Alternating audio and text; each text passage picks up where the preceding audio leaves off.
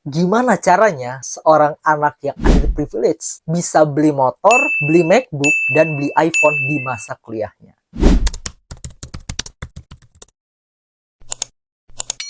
Oke guys, welcome to my channel. My name is Jeremy dan gue adalah orang non-privilege yang ingin membantu orang-orang dalam menjalani hidupnya. Gue ngonten tips-tips dan produktivitas dari sudut pandang orang yang non-privilege ya. Jadi buat lo yang ngerasa relate dan ngerasa channel ini membantu, mau gue subscribe. Hari ini gue bakal sharing gimana caranya ketika di kampus gue bisa dapetin iPhone, motor, dan juga MacBook.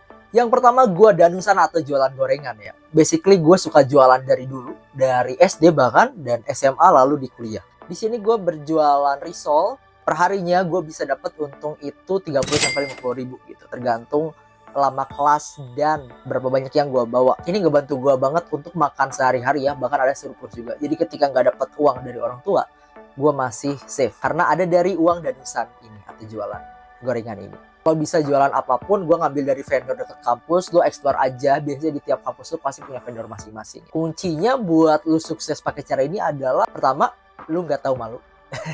Karena jualan itu perlu membuang rasa malu lah ya, jadi nekat aja. Terus yang kedua, yang tadi nekat gitu kan ya, lu nawarin ke dosen, ke teman yang gak lu kenal gitu kan. Yang terakhir, perbanyak pertemanan gitu. Karena ketika lu temennya banyak, lu punya banyak market yang bisa lu tawarin. Lu gorengan rasanya biasa apapun, orang pasti bakal beli kalau lu bawa itu di pagi hari. Biasanya orang-orang kan belum pada sarapan dan lain sebagainya ya. Yang kedua, joki. Oke, gue akuin ini bukan sesuatu hal yang dibanggakan ya, karena menurut gue joki itu agak semi haram juga gitu. Cuma karena gue butuh, gue melakukannya dan gue juga bisa gitu. Biasanya gue mendapatkan uang itu 50-300 ribu per joki yang gue kerjakan. Tapi tergantung juga, kalau ada tugas yang berat gue bisa dapat 500 ribu gitu. Dan ini gue bisa ngerjain 2-3 joki per minggu ya, tergantung kesibukan gue dan tugas yang ditugaskan. Kuncinya kalau mau ngejoki adalah terus mau effort. Udah jelas ini lu bakal spend waktu banyak buat ngerjain tugas orang gitu kan ya, dan lu mungkin akan draining juga, capek juga. Yang kedua, lu harus bangun kredibilitas. Gak mungkin ada orang yang mau joki ke lu kalau misalnya lu terkenal males. Orang gak bakal percaya gitu kan. Siapa yang mau dikerjain sama orang yang males gitu kan ya. Jadi lu harus bangun kredibilitas juga. Rajin ya, kelihatan pinter lah, aktif juga gitu. Itu saran dari gua. Terakhir, memahami pelajaran. Gua sempet ada tawaran dari di luar jurusan gua, tapi ya gua paham juga, jadi gua kerjakan dan ya alhamdulillah uangnya dapet gitu kan ya. Dan kalau misalnya masih satu jurusan yang sama, ya lu harus pahami aja gitu dan mau untuk mengerjakan. Yang ketiga, dapat project dari dosen. Ini gue bisa dapetin itu 500 ribu sampai 2 juta ya per project gitu, dan gue bersyukur banget. Jadi gue sempet diminta oleh dosen untuk bantu projectnya, yaitu penelitian. Gue mau wawancari orang dan gue dapet ya hampir 2 juta lah per project itu di tahun 2021. Itu 5 apa 6 bulan, dan itu salah satu alasannya kenapa gue bisa pakai behel.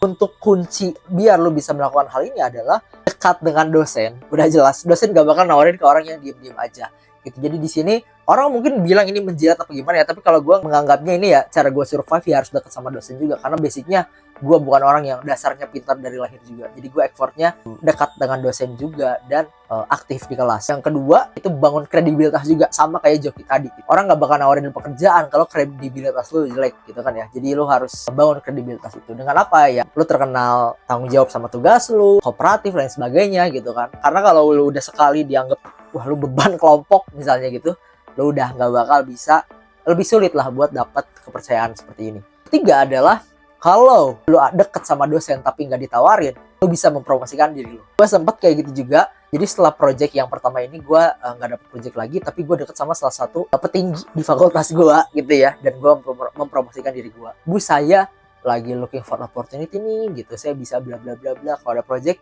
ajak-ajak saya bu ya, bla bla bla bla bla bla. Nah itu bakal membuka peluang lu untuk diajak juga kalau ada proyekan dari dosen gitu. Yang keempat, magang atau internship yang remote. Jadi di zaman-zaman corona itu menurut gue salah satu berkah juga ya, karena banyak company yang hiring dengan sistem remote. Jadi kita nggak harus ke kantor dan bisa dikerjakan di mana saja. Gue pertama kali dapat kerjaan itu di 2021. Ini dia kantornya sebenarnya di Bandung, dekat rumah gue juga. Cuma tuh nggak perlu ke kantor, jarang banget lah, dalam sebulan tuh hanya 1 atau 2 kali. Dan itu fee-nya lumayan. Gue pertama tuh bisa sampai 500 ribu sampai 4 juta. Itu intern ya, tergantung company yang lu daftar.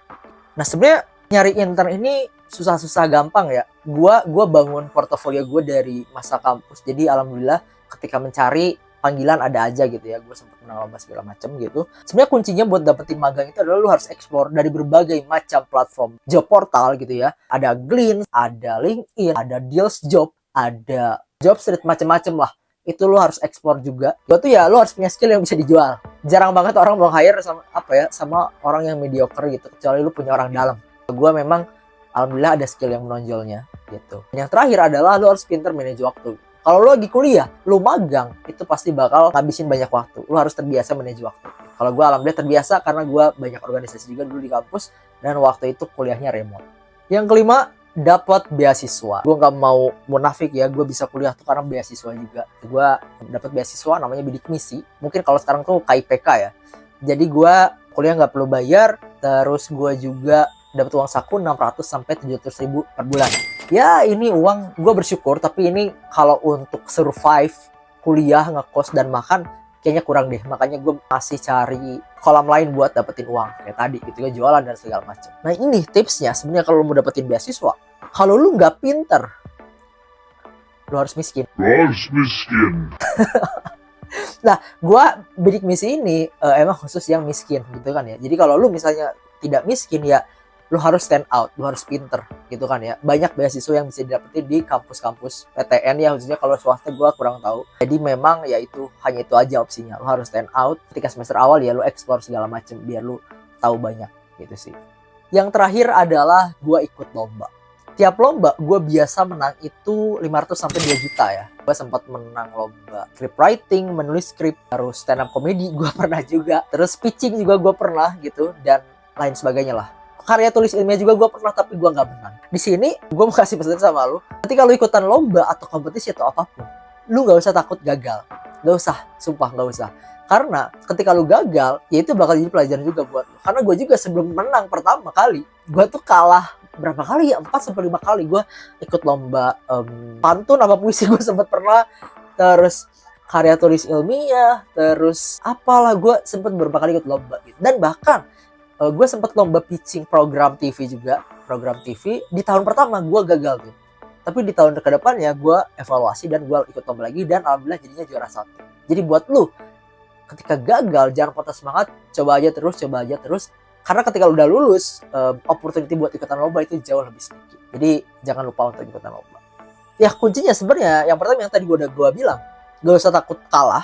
Terus lu harus perkuat skills lu gitu kan. Tiap jurusan punya mata lomba masing-masing ya. Lu harus paham juga demand apa yang dibutuhkan dari jurusan lu dan lomba lu seperti apa yang jurusan lu tawarkan. Dan yang terakhir, lu harus paham substansi perhitungan nilai dari lomba yang lu daftari.